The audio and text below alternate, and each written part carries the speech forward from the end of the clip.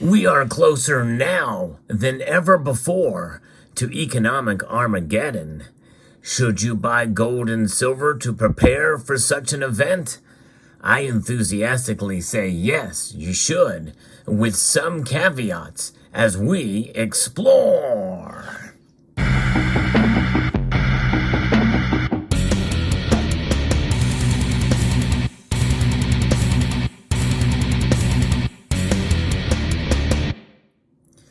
Another question that you may ask is, when is it too late in order to prepare for such an event, to buy gold and silver, and to do any other things to prepare for such an emergency? That's another very pressing question. And when you think about being too late to do something, that is revolving around fear of missing out on the opportunity. And that can drive a lot of emotional buying out there. There's a lot of things going on in the economy now as we've now moved into another calendar year where the economy has not collapsed, where there's not been an economic Armageddon. However, we are certainly in more trouble now than we were last year and the year before. We are over $31 trillion in debt here in the United States, and that matters not just here in this country, in the U.S., but also around the world, as it does shake some of the confidence in the dollar, the Federal Reserve note, that is utilized in over 60% of transactions around the world. But there's also a lot of other things that are going on. Many nations around the world are engaged in quantitative easing or programs or policies that include or will definitely bring up the rear more quantitative easing on the back end of what we're seeing, a lot of tightening going on, raising of interest rates, trying to bring inflation under control in many nations around the world. This is a global problem. There's a lot of things that are going on that we're seeing now that we've not seen before in the history of mankind. And so, therefore, it makes us wonder, how soon will it all come crashing down? It seems inevitable. We are pushing the brink, the boundaries of the bubble, the everything bubble, they call it. And it's only a matter of time before it pops. But when will it pop? People have been predicting doom and gloom at the end of the economic order for years. The dollar's dominance. Everybody's been salivating, if you will, for lack of a better term, the end of the dollar as we know it. The dollar's hegemony is going to come crashing down. And as each minute passes, as each calendar year passes, well, people say we're now right at the tail end of the dollar's dominance. I've seen over the years on this channel, which is coming up on 10 years now, I've seen it all. Everybody predicting the worst is yet to come. Now, a lot of it revolves around our confirmation bias. It just seems impossible and improbable at the least that things can continue in the way they have been. How can we, in the midst of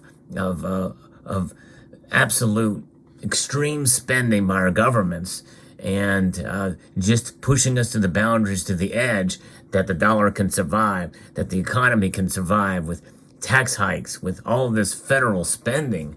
How can the economy continue to show positive GDP growth?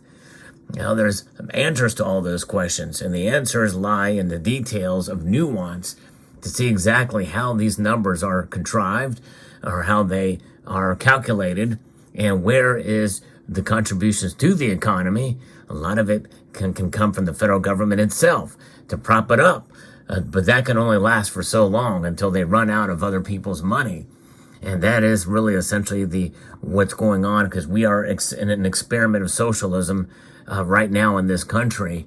And really many other nations around the world have moved further away from free markets with higher regulation, less free speech, and especially when you have the corporations, the large corporations, really in concert with the federal government. We're seeing that here in the United States, but it's a matter of practice in other nations, especially some of the more nefarious nations of the world that have survived since the fall of the Roman Empire. When you have that kind of dominance, where the government and the corporations come together. It's a form of crony capitalism that really leads to this socialistic utopia that they're looking at. And if you have a country such as ours in the United States, the top world superpower, you can play around with that idea, but for only so long before everything comes crashing down. And that is where many of us feel that we're at now, is that we should be near the end of this experiment. But I want to propose to you that this could happen for months and years to come. We can continue to see them make these foolish errors, or not errors, but obvious missteps that are on purpose to drive the dollar into oblivion, and to where they will take it to the extreme edge so that they can reset it to another type of currency known as a central bank digital currency, the CBDCs, that you've heard so much talk about. And I think that's what's going to happen. You're going to see a resetting of our dollar. Will that happen this year? Likely not. But I think that probably what they'll do is they will take the dollar and utilize every last bit of it as it stands right now until it can survive no longer. And at which time, then they will make that transition. They have the luxury of time. The dollar will not die easily. It's going to continue on for quite some time. And they have the luxury of time to be able to craft their central bank digital currencies. Which at that time, when it gets to the point where the dollar is about to crash, then they will save it with this reset of a new central bank digital currency. But the timeline for all this stuff, I think, is quite a ways out. And because I just see a lot that has gone on, and the cards have been played exactly right, especially with the 3 rounds, the big rounds of quantitative easing that happened before the 4th one, which is the most recent one that happened during the pandemic and the like. And that 4th one is really what led to the inflation we see now. The reason why we didn't see high inflation before is because a lot of that money went up to prop up the markets. A lot of that money went overseas for Europeans and around the world to utilize these dollars. That was the magic why we were able to save the dollar through that situation, which moves us in a way, from a sense, from the petrodollar. And now you're starting to see the chipping away at the dollar's dominance. I've done a video about that recently that talks about that. I encourage you all to check that out. But you have the BRICS nations starting to make moves away from the dollar in a real tangible sense now, including nations like Egypt that are decoupling away their pound from the dollar. And many of them are adding more gold to their coffers, to their central banks, gold and silver. And at a time like this where, yes, it's a good idea to buy gold and silver. However, with all that is going on, with all that has been talked about, especially in the last 10 years that I've seen in this community and other places, I'd be very wary about anybody that tells you to buy gold and silver before it's too late. Because, you can buy it. That could have been 10, 12 years ago. And because any time before it's too late is a good time to buy gold and silver.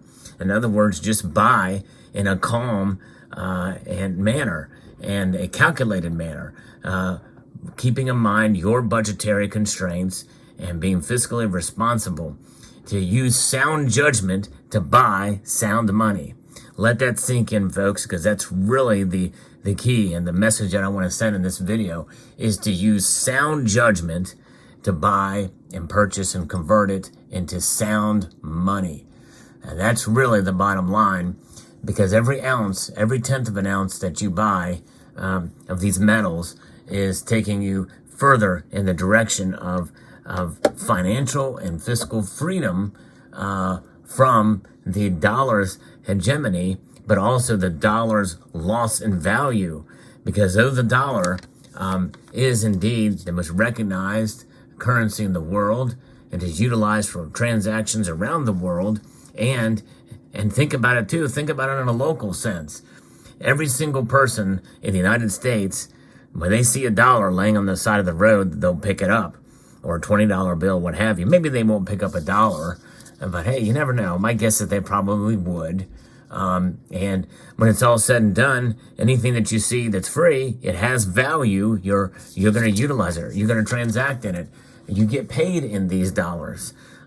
Yes, it'd be nice to get paid in gold and silver in a sense, but sooner or later we're going to need to convert some of that if we're going to get our paychecks in gold and silver into dollars so that we can transact, buy groceries, pay our bills and the like. And that, so far, we are, in a sense, tied to the dollar. We're stuck with it until such a time as we're not. And in that case, that's why we diversify and we convert. We convert some of our dollars, as we can afford to, into gold and silver. And so that is the mindset. One prediction I will make for the coming year here is that we are going to continue to see folks use scare tactics, and maybe not necessarily so much, other than motivating you to buy or what have you. And maybe they're coming from a good place to warn for what they truly think is coming. But, there's only so many times that you can make these claims that the economy is inevitably going to collapse any moment now, and it doesn't happen. Now, obviously, some people did not see what happened in 2007 and 2008 come.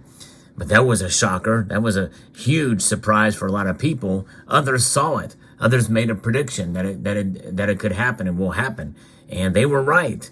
Their timing may have been off, but they were right. It does not mean that they will be right this time, and especially on timing. However, with that being said, just keep in mind where things are. Keep in mind your own circumstances and situation, and be prepared. You never know what's going to happen tomorrow. Yes, it could happen this year, but it may not either. It's probably less likely to happen this year and even in the next couple of years before we see this great move towards a declining or even a crashing economy or a crash of the dollar. But we are closer than ever before to this economic Armageddon. Yes, I readily admit that. And so therefore, prepare. But prepare with strategy. Prepare by using sound judgment, and prepare that it may not happen either, because you don't want to just fall into confirmation bias, about what some people warn or say to do, because we should not be driven by fear when we make our purchases, no matter what, because that is from a place of acting irrationally. We want to be as rational as possible with buying gold and silver, which is why I like to utilize, a form of dollar cost averaging. I refer to as smart dollar cost averaging. Whenever there's dips in the market, you buy a little bit more. Whenever the price goes up, you stay within your budget and buy a little bit less.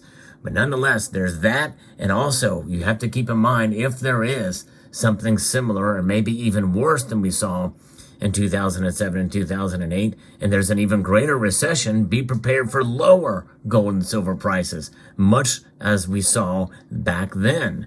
We did dip into a very small technical recession here in 2022, and we saw gold and silver kind of go down a little bit, or didn't make much move at all during those 2 months. But we could see potentially a recession this year, and be prepared for lower gold and silver prices if that happens. And not saying it definitely will, but it's a possibility. We must be prepared for it and understand that you are stacking for the long term, and you're stacking for value, not the price in the long term. Why? Because we understand these metals to be sound money. And so when we have our sound money, we are making sound judgments in order to purchase those, in order to hold on to them. So there you have it. I hope you found this video insightful, informative, and educational. I'd like to extend a multitude of gratitude to all of you for taking the time to watch this video, and to encourage you to please rate. That means hit that little thumbs up button down below, share this video, comment, and subscribe.